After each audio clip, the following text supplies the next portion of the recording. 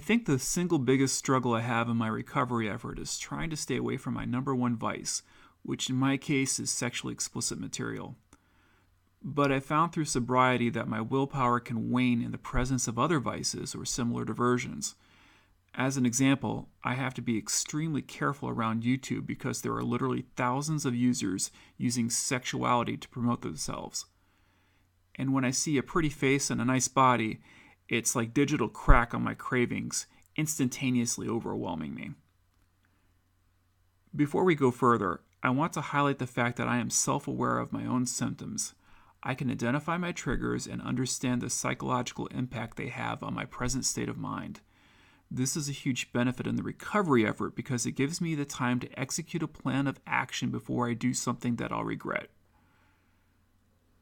The start of willpower is not letting your brain go into autopilot. This is why I strongly recommend either meditation or yoga to those people who are trying to stay away from porn. Getting into a daily routine where you practice mindfulness can help you slow down your reaction time to stimuli, making it easier to observe your thoughts and feelings before acting. Even though it's a cognitive function, willpower is more like a muscle. It has to be exercised before it becomes stronger and more effective. And there is certainly a lot of science to back this up, which you can read about in Kelly McGonigill's book, The Willpower Instinct. For me, willpower first starts with a simple routine that helps me establish two important things: what I need to do and when I need to do them. Why is this part of the building willpower? Because I don't know if I'm veering off course until I've set my course. People who jump onto sailboats without knowing where they could end up on desert islands. Every morning I have a planning routine where I start my day using a to-do list and a day planner. The to-do list helps me brainstorm the things that need to get done and prioritize them. The day planner helps me put a time to those things that need to get accomplished. The second route is meditation or exercise, which typically is a high priority item on my to-do list. Not only are these tasks good for you, there's also plenty of research to indicate that they help improve a person's resolve. The exercise of willpower typically happens in two key areas. The first is the willpower to do something. The second is the willpower to not do something. So I have to will myself to go for a jog, and on some cold, windy days, that willpower wanes. This is what the struggle is all about, right? Trying to keep our ability to handle tasks, no matter how arduous they are or how checked out our brain is, to motivate on execution of said task. Likewise, I don't want to look at porn, yet I've been looking at porn for 30 years. It brought me a lot of happiness. It felt good while looking at porn. Even while I was having anxiety attacks and my world was falling apart, porn always made me feel good. When I don't have porn, I rely on other tactics to improve my mood, which are always not as fun and require more work. Worse yet, when I'm cutting off my fix, I can have cravings that rival those of drug users.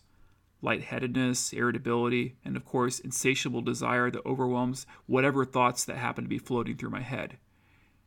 Give me my fix, damn it! The willpower to not do something is different from the willpower to do something, and science has revealed that our brains handle willpower differently.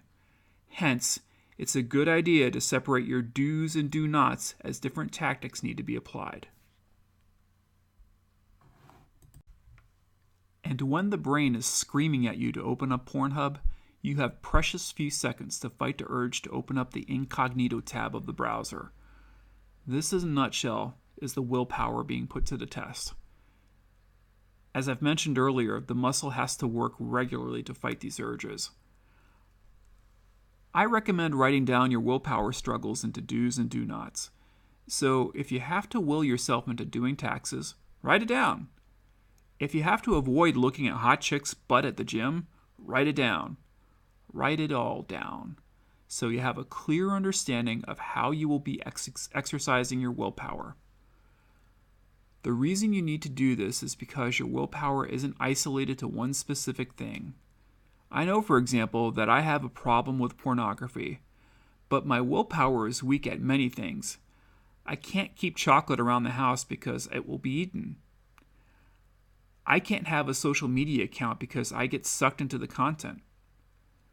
My old tactic was just to avoid the bad habit by keeping myself away from the trigger. And while this certainly can be helpful in maintaining sobriety from your vice, it isn't very effective in strengthening resolve.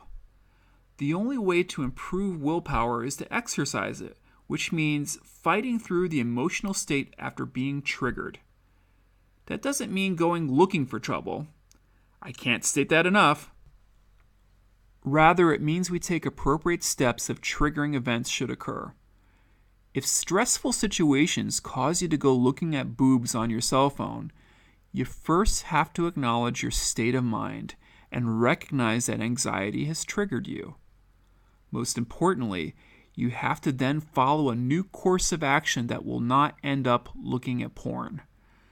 The willpower to do this starts with resisting other things, like eating that donut instead of the oat brand, or maybe it's going for a walk rather than playing video games.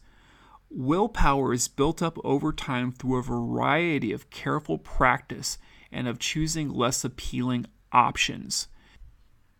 So there it is. Willpower isn't just about your addiction, and it's not just about whatever vices you have in your life. It's about setting a course of action and sticking with it. You set a plan and you stick to it. And the process of staying on task helps you exercise your willpower and build strong resolve. It has to be exercised at all times, and it's not just about your individual vices. Finally, I always try to keep a master goal in mind, but imagine what failure looks like. I know sex feels good, but I also know that engaging in porn use is a trapdoor into compulsive behavior that I have difficulty controlling. My brain is great at remembering things about pleasure, but I also have to exercise my cognition to remember the parts that aren't good. When I envision me losing hours of sleep in a porn-obsessed spree, only to barely be functional the next day and not wanting to spend time with my family, the reality of failure helps settle whatever temporary cravings I might have. I recommend coming up with some failure scenarios that you can reflect on, paint real pictures in your head, and then tap them when the need arise. This is Road to Recovery, hoping your recovery effort is productive. Be healthy and stay on the path.